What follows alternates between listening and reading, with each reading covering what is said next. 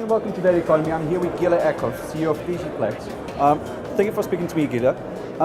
Can we go over the Nordic region as a whole, and can you explain me why the Nordic region has become such a key player in the data center colocation industry in such a short space of time? Thank you for the questions, very interesting, and historically it has not been very much a focus, but the last 2-3 years a lot has happened here, and there's numerous good reasons. If you look at the climate, it's of course obvious that it could be in this cold climate. You see from the sustainability agenda, it is fantastic with the, like in Norway, you have 100% hydro electricity.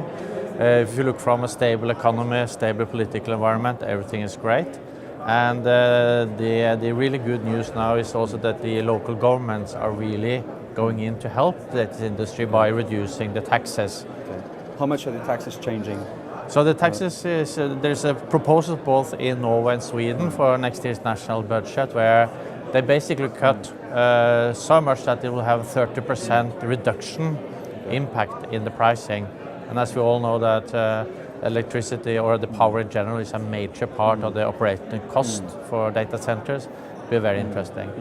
And then again, on the Nordics region as a whole, how can colocation players like yourself and your competitors become even stronger when it comes to the digital infrastructure economy? How are you going to straighten up, bulk up the industry in the Nordics? Yeah, so I think the digitalization in general is very, very high on everybody's agenda.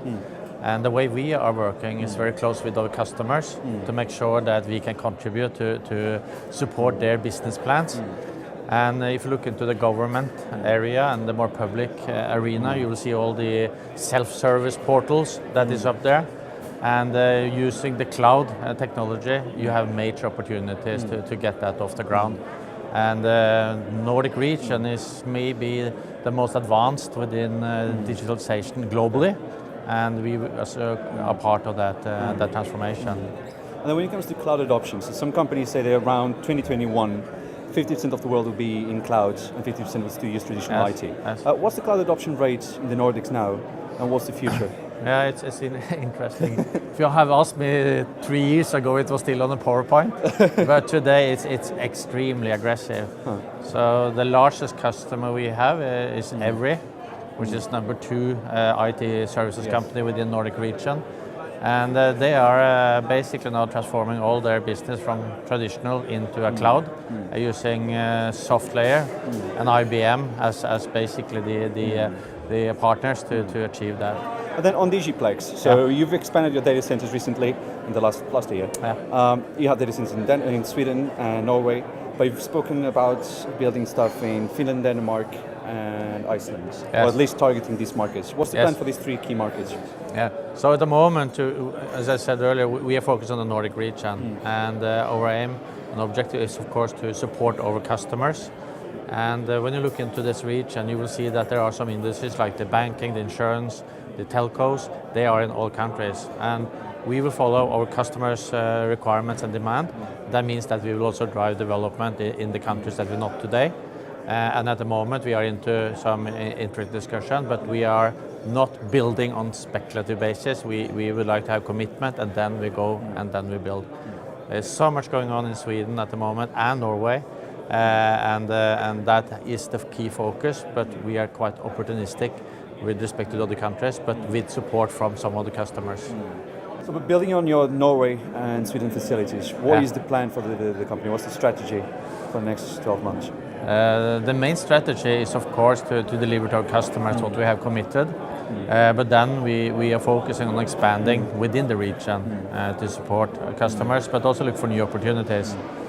And the way we also are transforming our business model from financing, designing, building, operate, we also now go in to look for a sell and lease back on large existing data centers that we can basically buy out and then have a long-term contract where we are supporting them to drive down the operating costs. Would you consider signing into international alliances where we'd be able to co-locate with other co-locator companies? For example, some of your competitors like LuxConnect and Volta Data Centers, they've created an alliance where their customers can use each other's data centers. Would you get into something like that? Yes, I think, so that's a very interesting thing. And we can see that consolidation within the data center industry is going on with full speed. And we, as an independent operator, we have now started to have global customers who need, of course, to be supported other places. We are not going out of Nordic, but we will work with others to make those alliances. To bring people. Yes. Yeah. So we're already in dialogue with a couple of companies to support that. And how is DigiPlex working around all the data privacy and data issues governance around the Nordics region? So what's the landscape around the data governance in the Nordics? Yeah, it's a very interesting question because around safe harbor and all the discussions going on there. But what we are working is basically as an advisor to some companies, because the understanding of the complexity of this is quite immature amongst a lot of customers, so they're coming to us. So we are at the moment also running a lot of speeches on conferences to basically increase the awareness of the challenges. Yes, because it is a very complex area and people are quite confused, especially cloud and how you deploy it and which data should be where. And do you think they are confused because there's just too much jargon out there, just too many expressions, too many words? Yes. Or is it just confusing because it's confusing? No, I think it's one thing is the vocabulary, but also that I think somebody tried to build a little bit fear into this, and it is complex, and the risk of going wrong is huge, which has a significant impact on these companies. So, but to me, it's not magic. It's just understand it. But we are guiding our customers very much in that area. And then on your financing strategy, you have a very interesting funding strategy. Yes. So you use public bonds to build data centers. Yes. How does that work? And could they actually play in favor of other colocation players? Could someone else take on board what you've done? Yeah, I think what we have done there is some very innovative financial funding, and the way we can do that is because we have such a fantastic track record for the last 15 years in Norway. We have a renewal rate of 95 to 100%. We have an average of 7 to 10 years contract length. So by doing that, then you can get that kind of things off the ground. And then what we then do is to use those money that we released to invest, like in Sweden and further on in Denmark, other places. People can do that, but they need to have the track record, they need to have the customer base, and prove that you are in the business for the long term. And then on the data center market as a whole, so data center and colocation, you have a lot of players. Facebook is coming into the Nordics again with another data center. Google, all the big ones are coming here. So the data center industry is booming. It's very, very hot. Yes. What do you think will be the main trends over the next few months, not just on the colocation side, as an industry?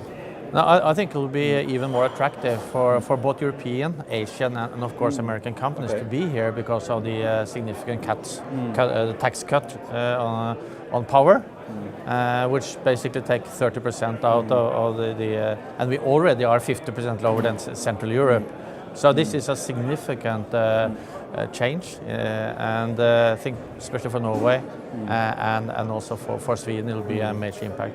So I see that there will be even more interest around this region. Okay. We did a survey now in Sweden with IDC recently. We asked 2,000 companies in Sweden about their plans. And today, 55% of all companies have in-house data centers. And to a lot of people, that was quite a big surprise, but that's a fact.